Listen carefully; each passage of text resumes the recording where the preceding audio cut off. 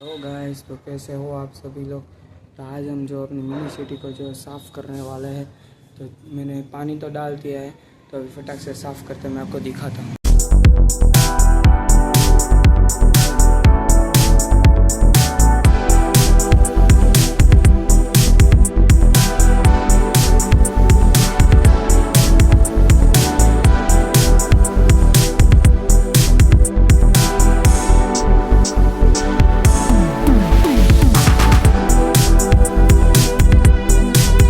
Guys, जो साफ सूफ कर लिया अपनी सिटी को, और मैंने जो देख सकते हो पेट्रोल पंप और घर को दोनों को निकाल दिया था, क्योंकि हमको जो साफ़ करना था पूरा।